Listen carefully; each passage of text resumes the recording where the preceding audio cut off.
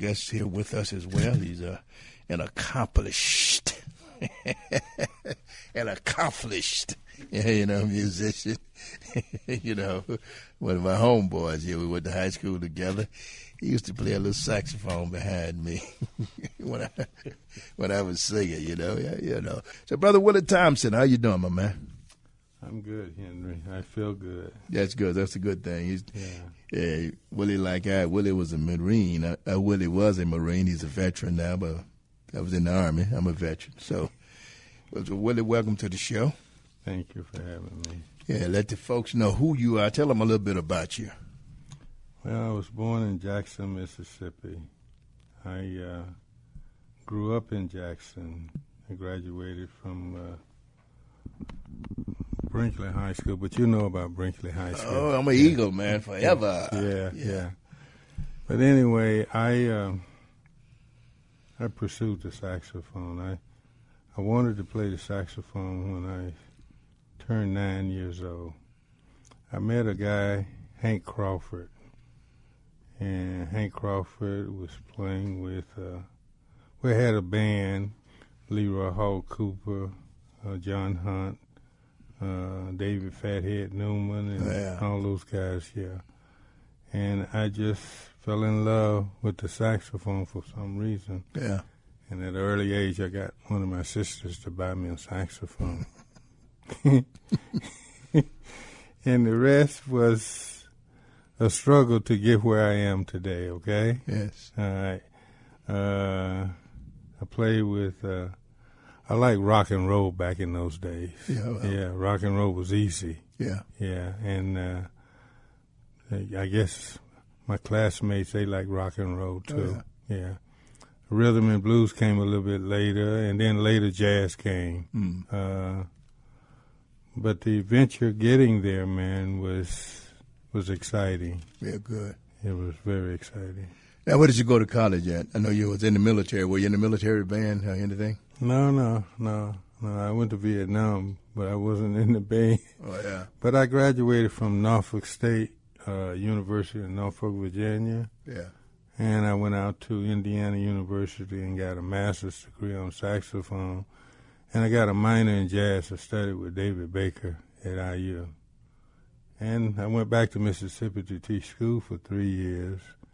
And then I ended up in Atlanta, Georgia, which is where I live right today. I'm in Chicago now because my wife has a job here. And it's very exciting. We'll talk a little bit about that a little later on. Okay. Your wife is here. Okay, good. Yeah. That's a good thing, Yeah.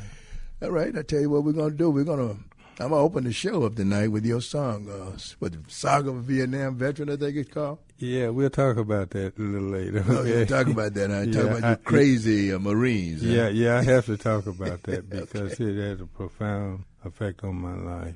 Okay. Yeah. No, hell, he's a blues man too. Hell, he's from Mississippi, so he got to be blues. Got to be in his blood. Right or wrong? You're right. He got to be. When you came out to the cotton field, his mother said, "Okay, blues." He said, "Yes, sir." There's a church. So all of that stuff is in your blood, man. It's a part of you. Now you went to Jackson State too, right? Undergrad. No, they didn't have a saxophone teacher. Oh. I wanted to go, but they didn't have. That's right. You say you went to Virginia Union, right? Yeah, Virginia, Norfolk State. Oh, Norfolk State. Okay, Norfolk State, yeah, that's right. where I graduated. Yeah, right. Yeah. Yeah, I went to the Gulf Coast after high school. Oh, okay. Yeah. Spent about 5 years down there. Okay. Yeah. Now you also was in music in the military. Remember, correct? The Army, military, Navy, or something. I got the opportunity to go to the Navy School of Music as a transition program after Vietnam. Okay. And that's what resurrected my career as far as music was concerned. And that's where I had my first saxophone teacher. So I was still horrified with the thoughts that was going on in my head as far as Vietnam. Yeah. I had also spent some time on the street, homeless. I had that stuff just wouldn't go away, and a lot of people think that I was kind of off, which Yeah, you've been off all your life. Hell, I know that. But I prayed and I prayed. I actually prayed, man, wanted to figure out how can I do it. And believe it, a little voice came into my head and told me to take my hand and move all of that Vietnam stuff to one side of my head. Yeah. And then I started practicing saxophone. Yeah. And stuff slowly but surely started coming back to me. Yeah. Yeah. That's a good thing, man. That's very good, Yeah. So you were homeless where? What part of the world were you in now? Oh, man, I was in New York City. I was, one of the reasons why I went to New York, because I didn't want to talk about Vietnam. Okay. It was dangerous for Vietnam veterans during that time. Oh, yeah. Being in the military. Yeah. And so if I wasn't in Jackson around people that I knew, I wouldn't have to talk about Vietnam because it was too much. And so I just started. I had a little money that I had saved while I was in Vietnam and stuff, and I just started going around, just working my way through the southern states on toward the East Coast. And some kind of way I ended up for about a year on the streets in New York. New York City, huh? And then I went back to Norfolk for some reason, I don't know. And I met this guy, and he said, come on right over to the Navy base with me. And that's how I found out about the Navy School of Music. Yeah. Yeah, so I got the opportunity to talk to one of the instructors there. He told me about the voc rehab program. I was like 30% service connected, and that enabled me to get that program. And so I went to Norfolk State, and VA paid my tuition, bought my books and supplies, and gave me a little living allowance. That's good, man. That's one thing about ignorance, folks. If you don't know, had you not talked to somebody, you never would have known. There's a lot of things, when you go into the military or wherever you go, a lot of opportunities. It's like intern program. A lot of kids go to college, they don't know anything about intern programs exist. They try to do whatever they do. Then all of a sudden, wait a minute, how did that guy get that job? How did he doing? Because he went out and found out about it, or accidentally or whatever. He found out about a lot of that stuff. Yeah, you got to ask questions. You got to. Yeah. Because if you don't ask, you aren't going to know. But if you do ask, you might know.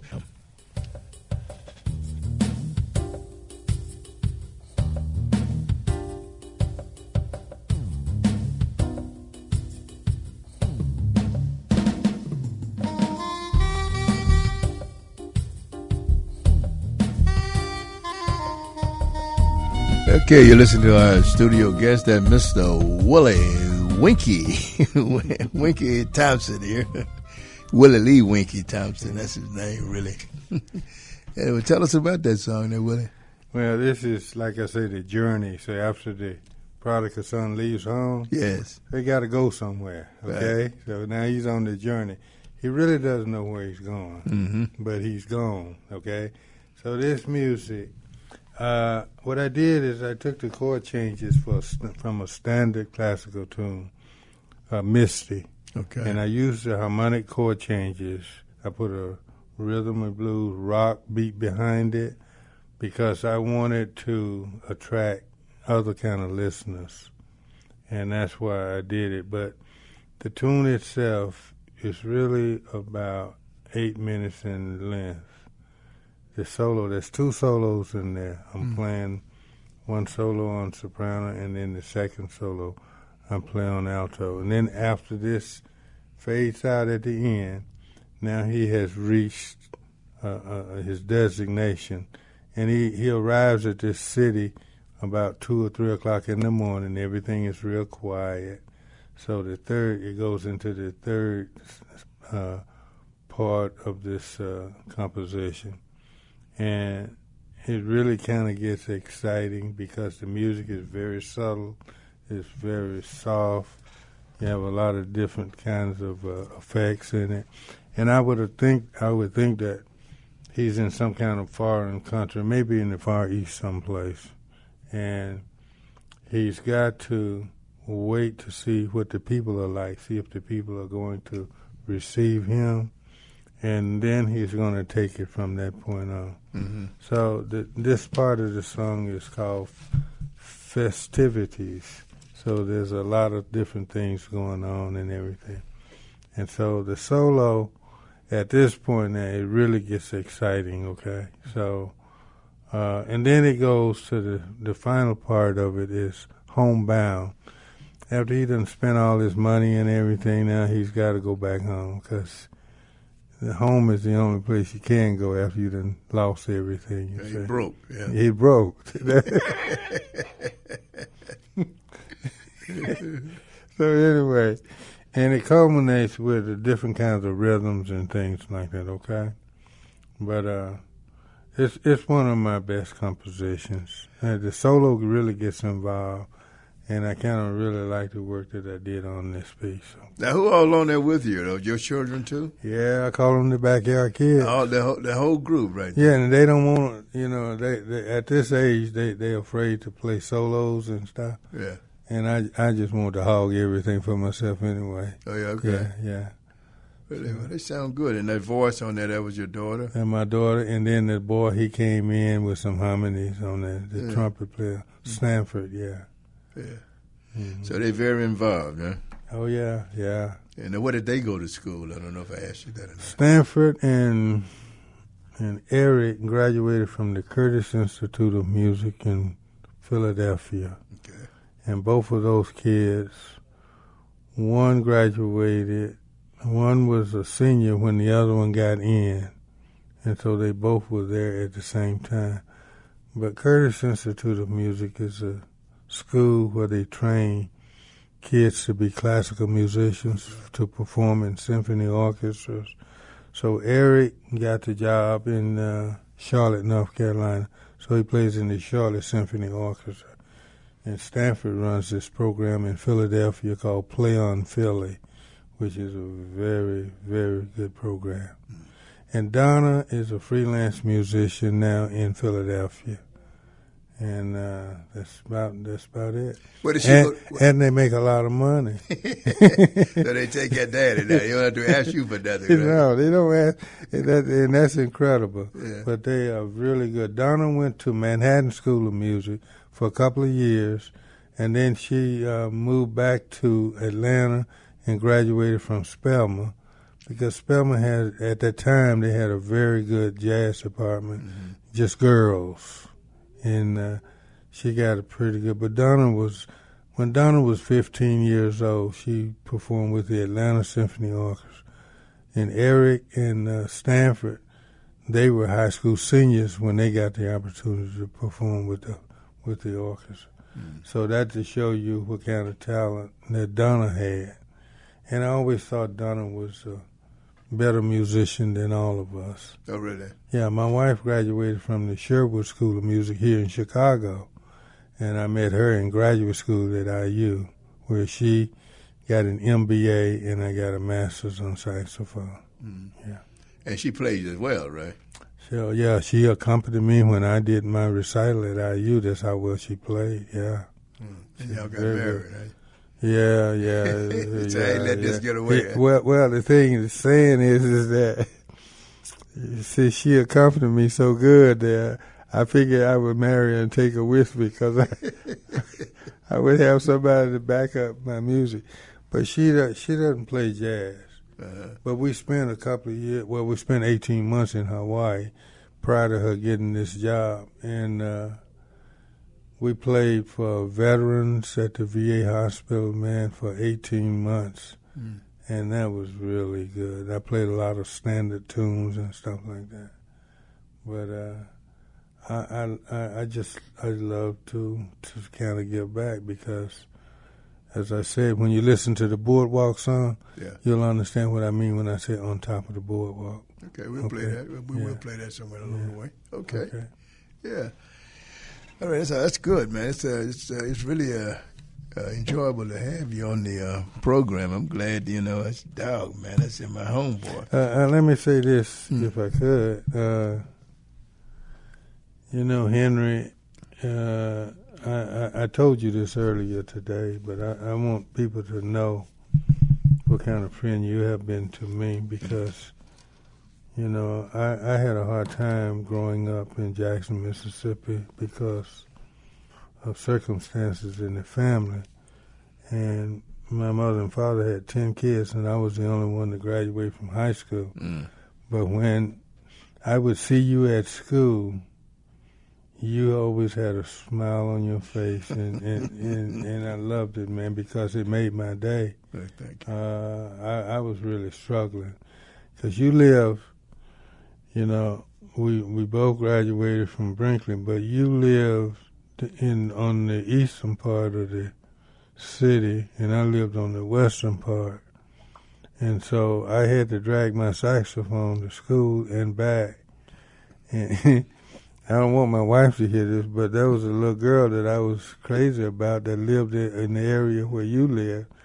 And I had to walk her home, and then I had to walk back to the school and then walk her home. But you made my day, man, because you added some joy into my life every time I saw you. That's and good. I appreciate that. I appreciate it. I'm glad to hear that, man, you know. Yeah. Yeah, well, you know, Willie used to play saxophone in a band that I was lead singer on. Swinging Bells, you remember that? Yeah, the Swinging Bells. That's right, you know. Yeah, there was 7 of us, I think it was. It was a long time. Yeah, I think it was 7 of us in there, you know. We had a trombone player, 2 trumpets, I think, and then Aaron Turner. Doug would play trumpet. Doug would, yeah. Yeah, you on saxophone. Our good friend Blind, who's no longer with us, was a great piano player. He sure was. Yeah. You know, you talk about Ray Charles. You hear Blind play piano. Oh yeah, he was. I mean, and Blind was one of those guys. You know, you tell him, "So this is what," and the next day, you know, he got it. You know, he's going right on. He's following you very well, leading you right through. You know. Yeah. Yeah, but he could play the guitar a little bit as well. You know. Yeah. Yeah, I enjoy it. I'm glad to be an Eagle. Me too. Very proud of it. You know.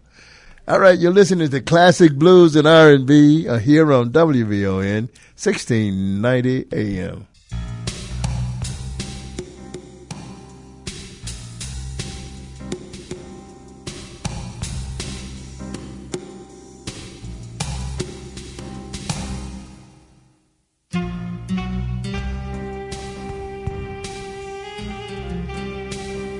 All right, Willie, tell us about that, man.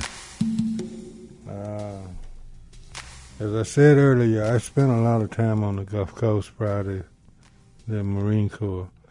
And the areas where it was flooded, where most of the people lost their lives, and it was very dear to me. I had relatives down there who lost their lives, and so I wanted to do something. I wanted to write a musical composition. I've done several different take on this particular song, and I wanted to show how being trapped is one of the most difficult things that one can go through, and I found that out to be true when I was in Vietnam. But these people were trapped, and there were resources to get them all out, but they were not saved. And what I wanted to show was that the rain, the wind, the hurricane or whatever, the flooding, and how all of this had impacted my life as a result of seeing those people struggle trying to get out of this place. And I wanted to write a musical composition depicting the whole thing, and that's what I did. The last movement of this piece is really something to hear. So we don't have the time to do all of that, but it is really something to reflect back on. Now, those are all your kids again on all of that? That's just you and your kids? With me and my kids, the backyard kids. I had to get something for my from my investment, you know. That's what I told my son the other day. I said, well, you know, at least I got to get him. He's an artist, you know, a visual artist, as he calls it. I said, well, yeah. He said we were doing something with the backyard. He was helping me out to do some work in the backyard. I said, yeah. I said, well, I need to get a little bit of something. That's it, because once they gone, man, they gone. That's right. And somebody else get down, enjoy all of the fruit. Yeah, there you go. There you go. Because I was telling somebody, I said, there's one thing about life. We go through life, and life is strange. Yeah. I said, we go out here, we marry somebody, and we come back and they mess up the whole family. Sure would, yeah. You're lucky to get a good one, to make things continue to move, boy. I said, we bring everything into the family, Right. Right. So I say it's, one of them things, man. Yep. So you want to talk a little bit more about that song or some more about your music or what? Yeah, we were talking earlier about the compositions that I've written. I've done at least 130 compositions. Mm. And I really did not intend to.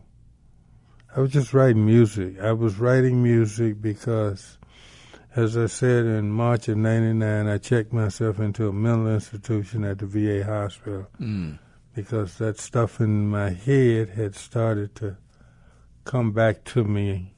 And let me tell you this. When I was at IU in '76 when they won the national championship in basketball. I had been practicing that night. I was probably 3 o'clock in the morning. I was getting ready to go back to the dorm, and I walked outside, and man, there must have been literally 100,000 people on campus all over. And I was not the type of person that liked crowds since I left Vietnam. And I was asking, what's going on out here? And they said, we just won a national championship in basketball. And it was very fearful for me to try to get through that crowd to get back to the dorm. So I can understand that, man. But I checked myself in the mental hospital because all this stuff was going back to me, the Vietnam stuff. And then I was writing songs, and that was one way that I could escape the Vietnam stuff. Good. By just writing songs. That's a good thing, man.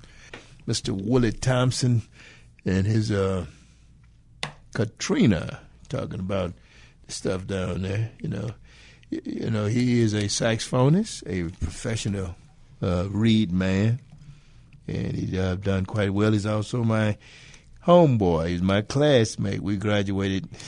You didn't fall out, did you? It was June 8th, I think we graduated. It was hot as the devil, man. Tyree and the whole elbow job. Guys were falling out, man. Yeah, it was hot.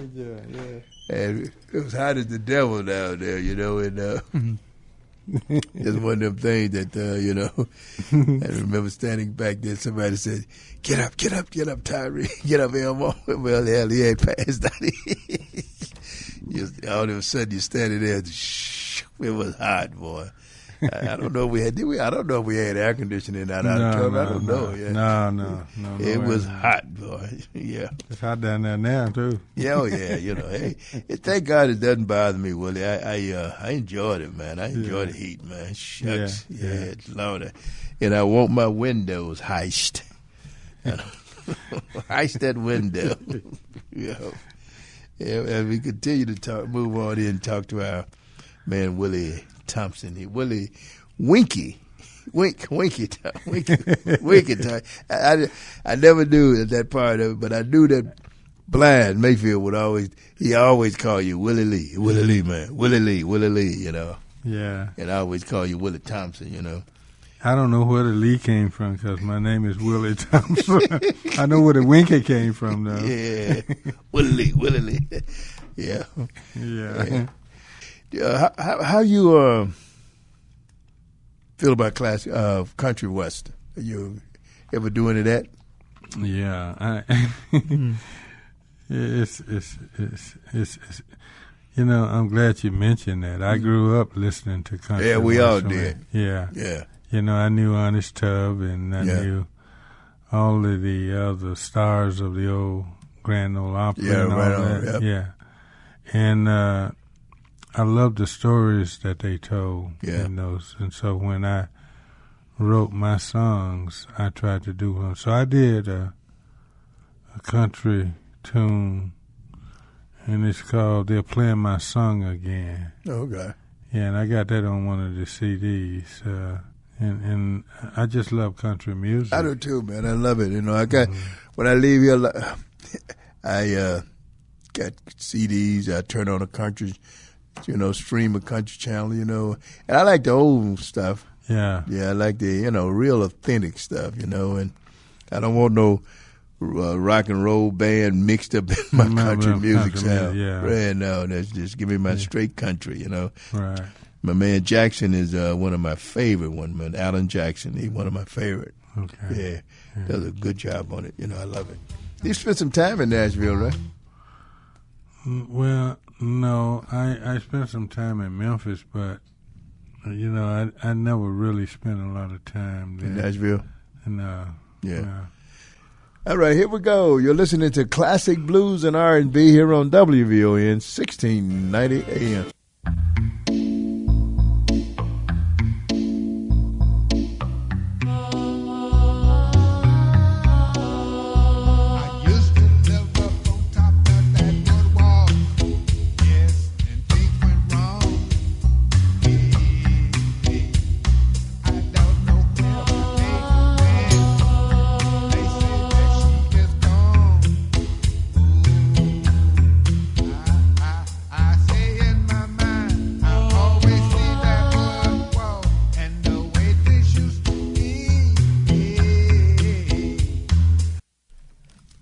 All right, there you hear our studio guest, Mr. Willie Winky. As Blind said, Willie Lee. Thompson here, Tell me about that song, man. Tell me about it. Believe it or not, Henry, I wrote that song for Vietnam veterans. I felt like if they could get on top of the boardwalk, their lives would improve. And we actually performed that at the VA. The same group that you heard it here, man, and we got them to participate. It was something, man. It was really something. But I was serious about it, getting up on top of that boardwalk, and I felt like I had gotten up on top of that boardwalk. Yeah. That's it. I like the rhythm of it. It sounds kind of Caribbeanish, African or something. I mean, what? Yeah. Well, my daughter is a walking metronome, and she had all of these. Because she had the best training, man. A guy named Sherwood, he was the principal percussionist in the Atlanta Symphony, and he just fell in love with training her, man. And he actually trained her, not knowing, because I didn't know that she wanted to play jazz, man. Because she just took those classical lessons like it was like she was heading to be. And if she had not gone into jazz, she would probably be playing principal percussion in the Atlanta Symphony Orchestra right today. Yeah, that's good, man. I mean, she did the arranging and everything on that. That's real nice. She did. Yeah, she changed. The first part of it was not Latin rhythms. The first part of it was like backbeat. Just a straightforward. It was like playing behind the blues, you know what I mean? But she said that we did 2 courses, and she says, y'all just follow me. She says, listen, and we rehearsed it a couple of times. She said, why don't we just record it? Yeah, I believe that. That's a good way to do things. Yeah, and that's what we did, man. And they're phenomenal musicians. Yeah, you could meet them, man. Yeah, and so this is all the Thompson group, huh? Yeah. Yeah, that's yeah. I like it. It sounds good to me. I don't, I hope the audience like it, but I do enjoy it. It sounds good, Yeah. Very summerish, as you said, Latin, Caribbeanish, or what have you. You can call it bossa nova if you want to. Yeah. Now, you said something about you had played with what the hell they call it, hard rock group. Yeah, what was that like for you? Man, I was hungry. I want just to be honest with Okay. you. I was very, very hungry. It was during a time, I didn't have very, they didn't give you very much money when you're in the military. And so I had finished my basic training at Parris Island, and I had gone home for 15 days before I go to advanced infantry training. Uh-huh. And so while I was at Camp Lejeune, I met these guys, and they found out that I went to this, I know what it was at a nightclub, a bar type thing. Anyway, they didn't have as many instruments as they did when they asked me to play, so I told them I played saxophone. Mm. And they said, well, we can get you a saxophone. and they went out and got a saxophone, man, and it played well, but I taught them how to play this one song. And they said, well, we'll pay you. I said, okay. So they had a drummer out front. He was the leader of the group. And then they had a drummer behind the band. And they had 5 guitars and 2 basses. And they put me in the middle of it. And they had these amplifiers where the stuff was just like, but it was all a bunch of teenagers. And they seemed to live, but they paid me, man, but, and they wanted me to come back and play again. And I told them that, my training was to take, I had to go to training. But it was there a couple of days before I had to report to my infantry training. I mean, what was that like for you, a guy like you? Playing with guys like that. Yeah, like that. Well, another thing, see, I was young too. Yeah, right. Yeah. Yeah, but I don't care what I just. But believe it or not, they have structure. Yeah, I see when I went in, like I said, when I went in the Marine Corps, that was the first time outside of my race that I ever had any contact with white folks. Uh-huh. 'Cause growing up in Jackson, Mississippi, back in those days, I had no need to go outside. Yes, sir. I mean, I played with rock groups that played for fraternities at different schools, Mm-hmm. white schools and stuff like that, but we still didn't socialize, you know what I mean? But it was an experience in my life. Yeah. So that was things to come, you see what I'm saying? Yeah. And I guess people like Jimi Hendrix and all those guys, the stuff that they did with Clapton and all those guitar players, they had all of this new invention and technology and stuff, Yeah. In fact, you mentioned that. Yeah, Joe Cocker. Yeah, Joe Cocker. Now, that's one white guy who had soul. That white guy, I'm telling you, he could really. I mean, I felt it. You could feel his music. Oh, you're doggone right I did. Yeah, I could feel it, man. He was serious about it, even, but he But really. I was telling you earlier about this woman. I played a hymn at church. Yeah, right, yeah. And it had never been described to me before. This woman today she's probably 94 years old. Mm. But she came up to me after I had played. My wife had accompanied me. And it was a song I heard in Hawaii, and it's called "I Know My Redeemer Lives." And so I got a copy of it, and it's really, really nice. But anyway, we played it in the chapel that Sunday, and she came up to me and she says, "I've heard that song a million times, but she said I felt it." And it has never been described to me that somebody actually felt the music that I played. Mm-hmm. That's a good thing, yeah. When you feel it, you're absolutely right. That is it, okay? Yeah. So you're listening to Classic Blues and R&B here on WVON 1690 AM.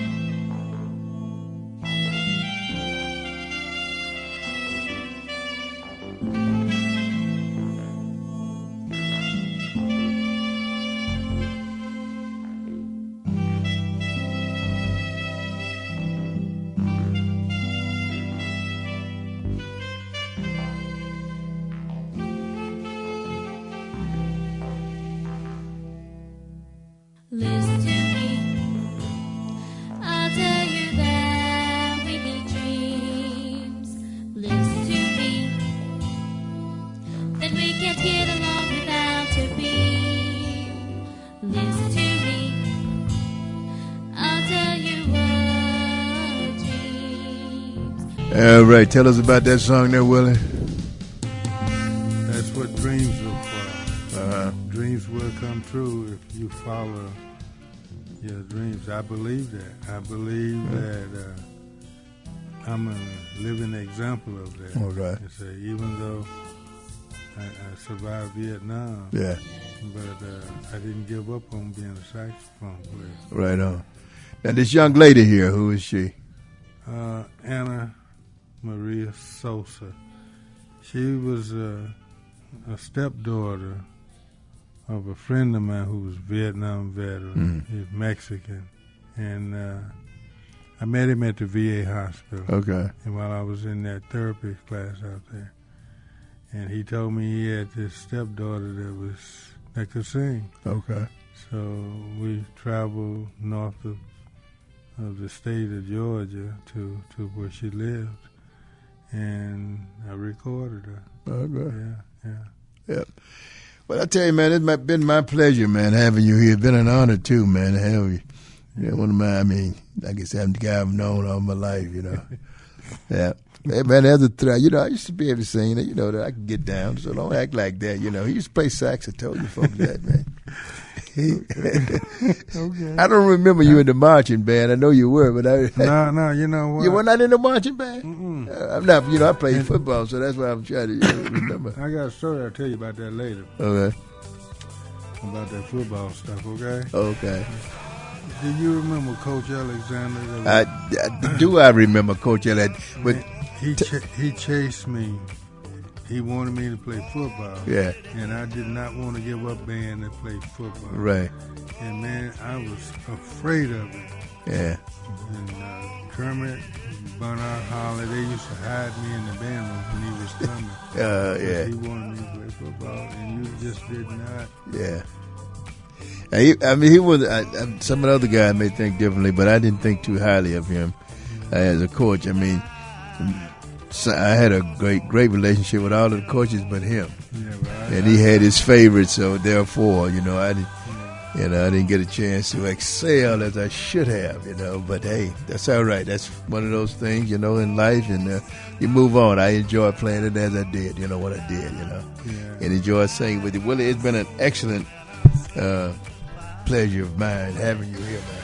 I appreciate the opportunity. Yeah. Thank you. And thank you very much, you know.